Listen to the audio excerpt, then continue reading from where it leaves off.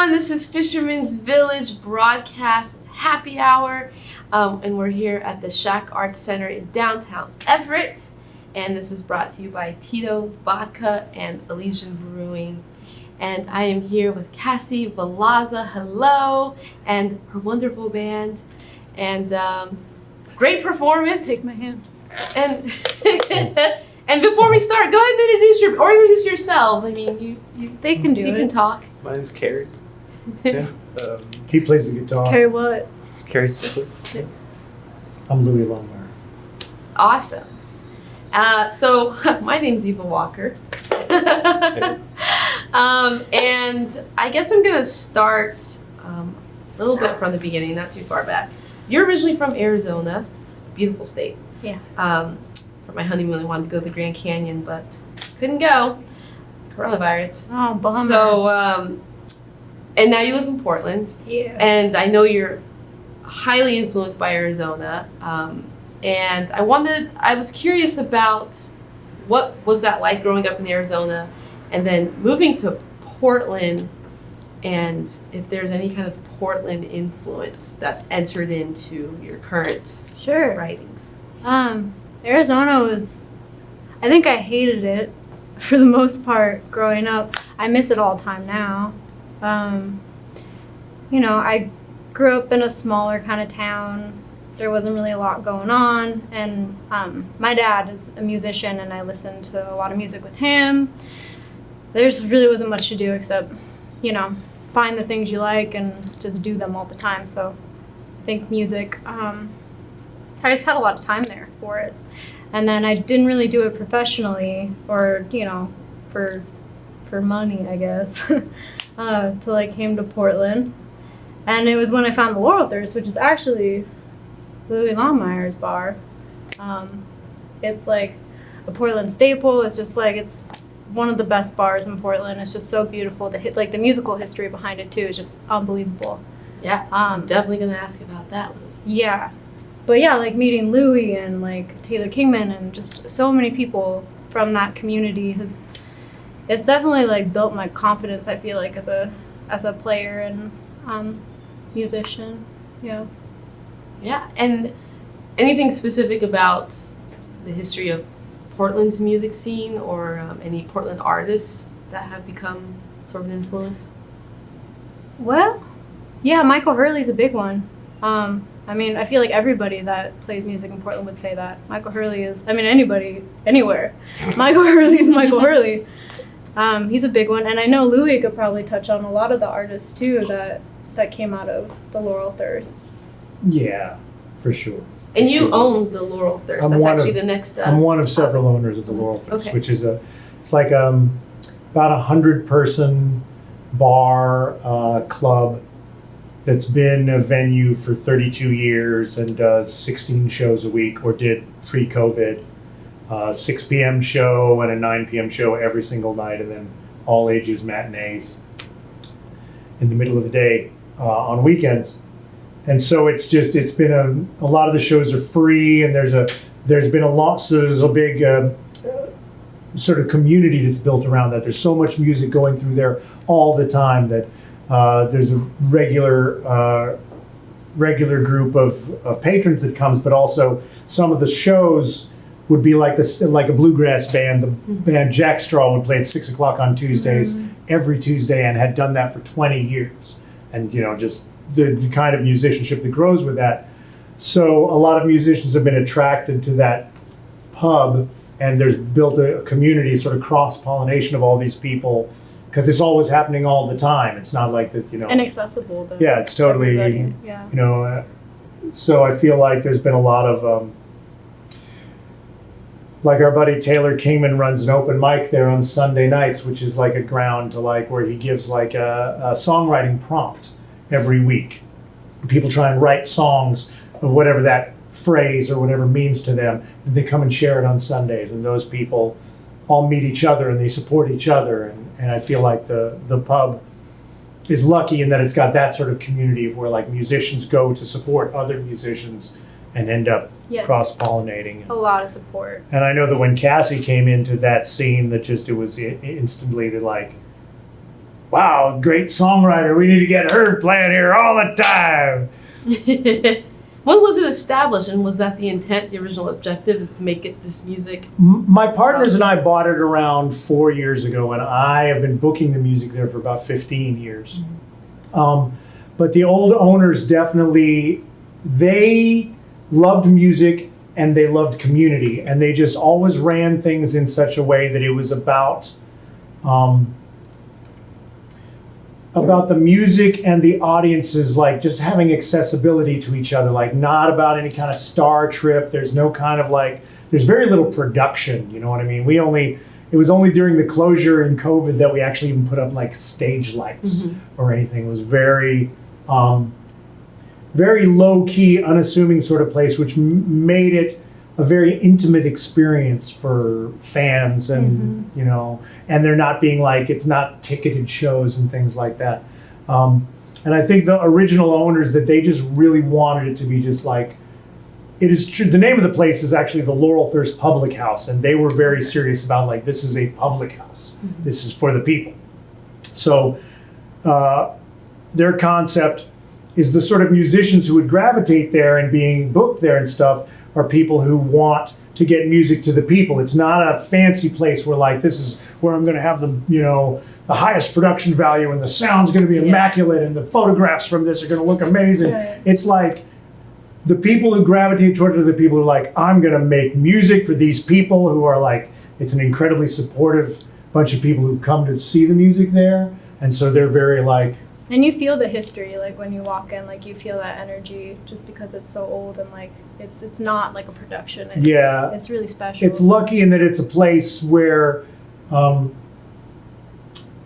far as venues and things like that go, venues and bars, nowadays real estate is worth too much. Like this bar is old enough, luckily, that they were able to open a bar and just let it become whatever it wanted to become. They didn't have to have like here's my skis, I'm going to open this restaurant, and it's going to be, you know, this kind of food only, and we're going to do this, and, you know, I'm going to build out, it's going to look like this. Like, it was very much like, oh, we got these old movie theater seats, and we're going to put them over here, and what do you got at your house, Bob?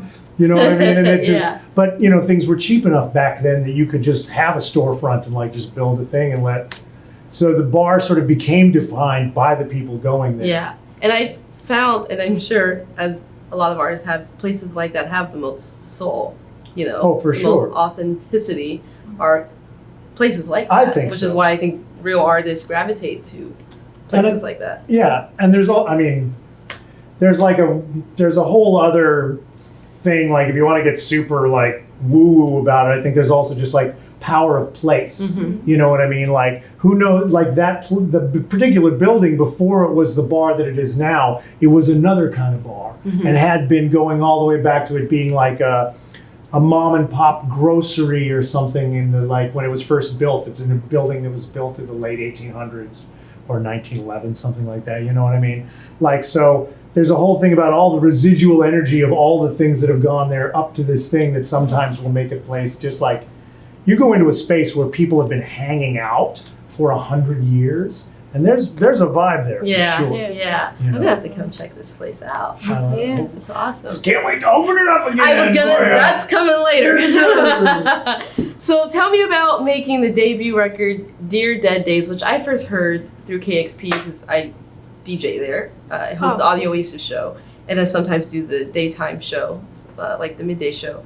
So that's where I first heard it, and I watched you in studio with Greg Vandy too, who's amazing. Love the Roadhouse. But tell me about making that record. Yeah, that was fun. It took it took us 2 years to make it because we had originally had it made, and something happened in the process of it being made, and we had to throw it all out. Best thing that ever happened. Yeah, it was the best thing that could have happened, because then we started over again, and there were newer songs that we ended up putting on, like Chino wasn't going to be on there, and there were a few like that. Cayuse, yeah.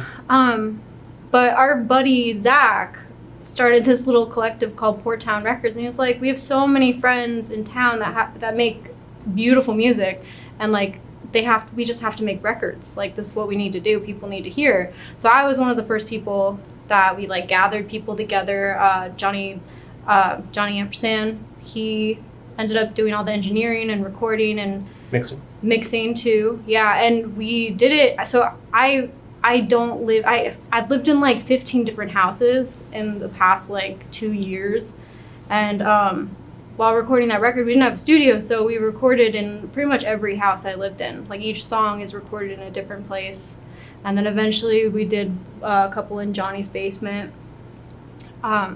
So it worked out. Johnny's amazing. He's an incredible engineer, and he made all that sound like it came from one studio, and it was. I was happy when it was done. It was a little long. It took a long time, but yeah, turned out good. Did you write most of the songs? Do you all normally collaborate when writing? What's that process? So I These two, her, but then him. I typically like I'll write a song and I'll think of it as done, and then I'll take it to Carrie and it's not done. You know, like his arrangements, like his guitar playing, it's really like a duet, you know. Like I write the basic chords, I write the melody and the lyrics, but at the end of the day, like it becomes something completely different when he's a part of it, and you can hear that in the music. Like you hear it in his guitar playing. It's like I feel like I'm singing with his guitar playing, you know. It's like having another vocalist in the room. It's pretty cool. That's awesome. Yeah. And you all have this old school style with your music that I really appreciate, with it being country. What are some of the direct influences you have to make this type of music? I love old music. I think I don't really listen to anything past the 80s, which is probably a bad habit, and I should really explore that more. That's a bad habit. There's so much good music out there, though. That's true. But yeah, so I tend to like older things, and I'm a big fan of Lee Hazelwood. And it's funny because Carrie's doesn't like country music. Don't tell him.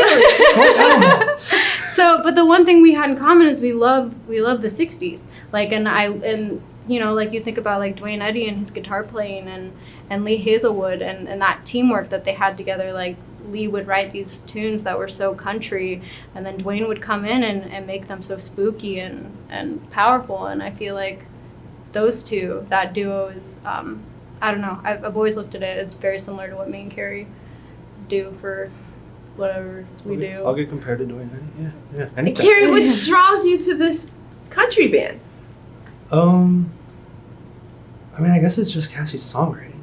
Like, I was aware of her writing and making music from before she played with other people, and I don't know, I've always kind of thought there's like a particular, you know, there's like something that good music, well, I guess I just liked it, you know, just, you know, you can like think about it and however many days you want, like, oh, what makes good music, what makes bad music, but, or not bad music, but no, I always felt that she had good songwriting, and she's a person I want to play music with. Yeah, I mean that's a great answer. And Kassi, your voice is incredible, and I'm curious how you kind of developed that style. I don't know. I've been singing for a really long time, and I think I just kind of pick up things that I like, and I hold on to them, and I kind of try to make them mine. I really loved Patsy Cline growing up. That was a big influence. It's funny, like, until recently, though, like, I feel like I didn't focus a lot on female vocalists. Like, I loved Lee Hazelwood. I loved his, like, deep, just straightforward voice. But, yeah, recently, like, I've been listening to, like, a lot more, like, Stevie Nicks and, you know, like, I think over time it's just it'll change, and it won't always sound like it does now, but I just picking and choosing what I like and hopefully making it work somehow. Yeah, no, totally. And I can relate to that. I have a lot of male influences as far as like vocals go. I love Jim Morrison. Yeah. If he was alive, I don't think I'd ever want to meet him. Yeah. We were just discussing that today. Talking about that. Really? Yeah. Today. But I love his singing. Yeah, that deep timbre. Like I love this yell. Yeah. I love it. It's intense. I love it so much. So I wanted to make this relation of country music and blues music, and they're very close and very similar and have the same history pretty much. And what I like about the blues is, you know, how honest it is and vulnerable it is. And country music does the same thing. And one of the things about country and blues that makes them so related is that they both do a very good job at reflecting the current times. And now being in Portland, which, I mean, was at the center of a lot of these protests and the social movement that's been happening right now. And you talk a lot about Indigenous causes and issues. And I just want to know how that's incorporated into the music, if it is. Yeah, I mean, I feel like I don't go out of my way to write music about that kind of stuff. I think I just try to write what's honest and going on in my life personally, and if that reflects everything that's going on outside, great. Yeah, there's been a lot going on. I haven't been I used to write like every day. I haven't been able to do that because it has been so crazy in Portland. But yeah, it's been intense. Yeah, I mean, I live in Seattle, and it's been Yeah. intense over there Heard the too. stories. Yeah. So I was, speaking of KEXP and Greg Vandy, I was watching some of your in-studio performance with him, and he mentioned my favorite topic. Sounds weird. I love moms. I'm very close with my mother as well. She sometimes does backup vocals in my band. Oh, nice. Yeah. That's awesome. It's great. And I really liked hearing about how close you are with your mom and that you do write about her a lot. And I'm just curious of the influence that your mom has on your music. Yeah, well, she's strong. She's a strong lady. And I've always looked up to her. We haven't always gotten along, you know, as moms and daughters. But I feel like through all of it, she's always been like the constant, like the rock, you know, in my life. And yeah, I guess I also like being a woman, like living through my own experience, like thinking about the things that she's had to live through, you know, like I think about how hard it is for us right now as women. I can't even imagine how difficult it must have been for her, you know, and that really moves me a lot. And she came out pretty great, you know, she's a great mom. And Is she musical at all? No. No. She started a charity though, Yeah. getting relief to the Navajo Nation Great. during COVID. Yeah. Great. She's out there front lines driving a truck right into the res to get people what they need. Do you have information that you can share of how people can Yeah, support? it's called First People's COVID Relief, and you can either go to their Facebook or just Google it online, and it'll take you to their page, and you can donate. And yeah, all of the money goes straight to supplies. Like I went home recently and was helping her deliver and pack everything up, and it's a really great organization. So, Yeah. Can you say the name of it again? First People's COVID Relief. Awesome. And my kind of last question is, how have you all been doing since the virus started? Are you adapting to this virtual world of, of performing? And I wanted to kind of tie in Laurel Thirst with that, how that's kind of surviving during all this, and just as a band, how are you all dealing? It's been great. we're holding up, you know. It sucks, but like we're all in it. And we're not the only band having to deal with it, so that's a thing. I think we're all really lucky in many regards, because like that same community that I was talking about earlier, the way it exists in Portland is actually we have just enough sort of a community around us of both other musicians and of fans and friends that we have been invited to do like small backyard gatherings for 15 people or live streams and stuff like that. And even some small outdoor socially distanced gigs and concerts. I feel like all of us are very lucky that we exist right on this level where we don't need a big production level to make something happen. You know what I mean? Like totally. if things were to open up again, we don't have to wait until the entire concert industry figures out where the lighting guys are, and you know what I mean? Everything starts up again. But we're not all the way at the bottom where like we can play and nobody cares. You know what I mean? We're right in this area of like, you know, if we have people who have reached out to be like, please come play at my house. I need music, you know. And so I feel like a lot of our community has been able to do some stuff like that, which is really special. And then over at the Laurel Thirst, we've just been doing live streams from the closed pub. We did a bunch of work. We've been trying to just keep the pub going energetically. Like after closure, we rebuilt the stage. We put up new sound baffling, just doing anything that we could do that doesn't really cost any money, that we can do ourselves, that we didn't have the chance to do because we were open 16 shows a week. You know what I mean? And just so that there's still renewing energy going on in hopes that will bode well. We've gotten a little bit of venue assistance through some of the programs that have been going on, and we've been doing streams and just asking for donations. We don't try and ticket them or whatever. We just leave it up to the people to donate if you can, donate to the band. We'll pay the band a little small guarantee or something just to make sure that they actually get something, and just trying to keep everything flowing and waiting in hopes that we'll be able to reopen again soon, and just trying to stay positive. Yeah.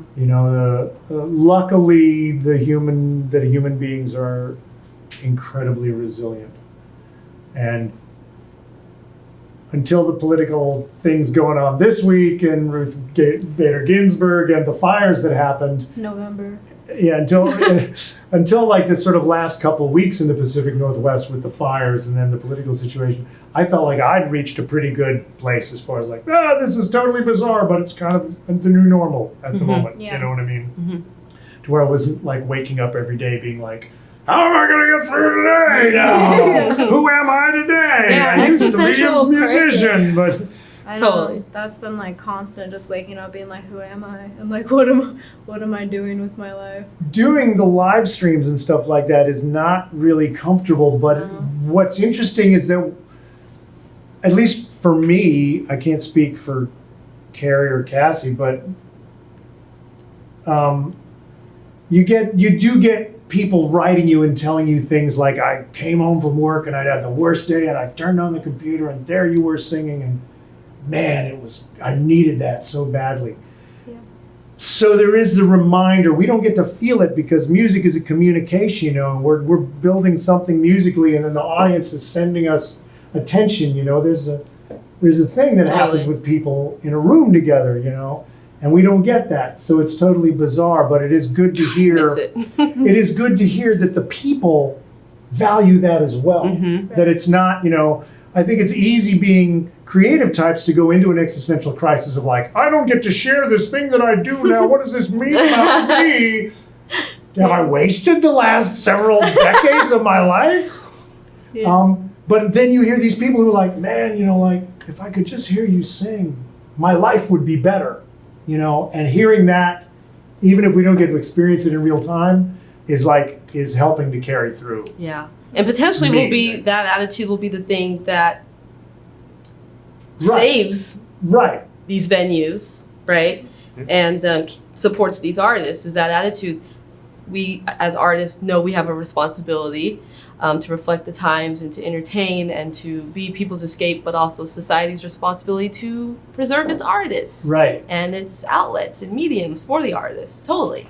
What I have noticed one-on-one from the few sort of small gatherings I've done is that whatever happens with the way we interact as far as how venues operate or whatever, the concept of making music for the people is not going away, because those people need it. Absolutely. You know what I mean? And the few small actual things I've done, they were not like the bar gigs were back in the past. People are sitting out there quiet and being really appreciating. I think, music has become a business and become quantified in so many ways that you go to the gas station and the radio's playing at you there's a TV screen and stuff's going at you. I think, it was easier for people to be and then you see someone play live and they're like, rah, rah, rah. Yeah, we see people live all the time. What else you got? And now it's oh yeah, someone who's really worked hard at their thing and is talented and is sharing now. I do think when it comes back, it's going to be that much more special for people because we lost it. Yeah, totally. Thanks y'all for talking with me, Kassi, Yeah. Louie, Carrie. Thank you so much, and great performance tonight. It was awesome. And check out how you can support the First People's COVID Relief. Look it up. Is there a website specifically? So they have a GoFundMe page, and Okay. that's where all the donations are going through. Yeah. Okay, And you can awesome. find it on their Facebook or anywhere online. Awesome. So I'll say that name again. First People's COVID Relief Fund. Check it out. Thanks, you guys. Thank you.